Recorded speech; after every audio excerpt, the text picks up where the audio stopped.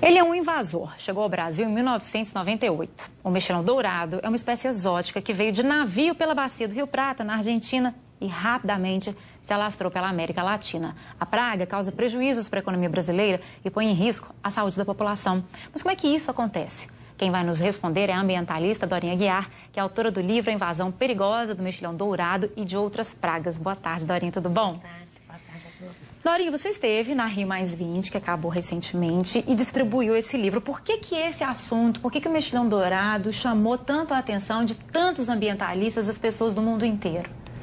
Porque é um exemplo típico do que está acontecendo no mundo inteiro e não só com o mexilhão dourado. A globalização, esse comércio internacional feito com grandes navios, ele possibilita que sejam levados para outros ambientes muitos invasores exóticos e, com isso, como ele é exótico, ele não tem predador naquele local. Então ele se dissemina muito rapidamente. E os invasores são a segunda causa da maior destruição que existe no planeta. Qual é o problema? No caso econômico, como esse mexilhão dourado, que a gente até está vendo nessas imagens, como é que ele pode atrapalhar a economia do estado de Minas Gerais, por exemplo? Bom, em Minas, por exemplo, já temos 3 hidrelétricas da CEMIG no Triângulo Mineiro, que já estão com o mexilhão dourado. O que ele faz? Ele se... Está vendo que ele se agarra, né? Ele tem uma larvazinha. As larvas, a reprodução dele é externa. Então, as larvas têm 2 milímetros. Elas se infiltram em todos os equipamentos que estão submersos. Uhum. Com o tempo, eles crescem. E com apenas meio centímetro, ele já está se reproduzindo. Então, por exemplo, no sul do Brasil, que já tem mais de 10 anos que está lá, o estrago é uma coisa assim assustadora. Não só no sul, mas assim, lá em Goiás, ali no Rio Paraná, sabe? Na divisa com Goiás. As hidrelétricas, elas têm como controlar esse tipo de praga? Pode botar algum remédio, claro, que não atrapalhe ainda mais o ecossistema, né? Tem como controlar o mexilhão dourado?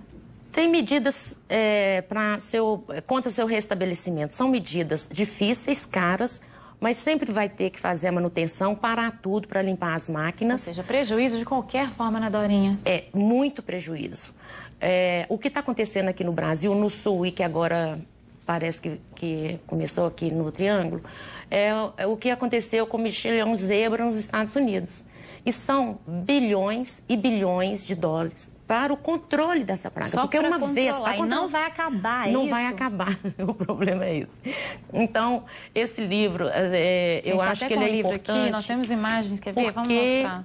Ele mostra o que cada um de nós pode fazer para o mexilhão não invadir, por exemplo, os rios do Cerrado. Porque uma vez invadindo os rios do Cerrado, imagina o Nordeste também vai encher. Também tem a possibilidade até da Amazônia ser invadida, sabe? Agora, sabe o que me chamou a atenção também? Como que o mexilhão dourado, a gente percebe que ele atrapalha, causa um prejuízo econômico, mas como é que ele pode afetar a nossa saúde? Pois é. O mexilhão dourado, ele come o topo da cadeia alimentar. Ele come aquele primeiro alimento de todos os outros animais. Então, os outros animais, primeiro, eles já vão se escasseando, vamos pensar assim, ficando mais escasso. Porém, ele vai filtrando também as coisas. Então, ele come os metais pesados, come sujeira, os agrotóxicos e vai acumulando isso, tipo assim, no fígado dele. Aí vai o peixe e come o mexilhão. E aí a gente se contamina, porque a gente come o peixe, né? E isso é só um exemplo.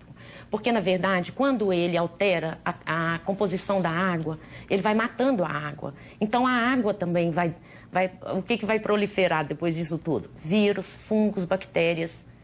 Então, o mexilhão é sabe, ele é um exterminador, sabe? O que, por exemplo... Termina com tudo. As hidrelétricas, elas vão ter um profissional preparado para trabalhar com esse controle e retirando. Agora, e nós? Às vezes a pessoa que está de jet ski ou tem uma lancha que vai movimentando ela de lagoa para lagoa, esse mexilhão, ele também se agarra nesses equipamentos? Uma ótima pergunta, Raquel, porque todos nós podemos fazer a nossa parte. Tirar um peixe de um rio, colocar em outro rio...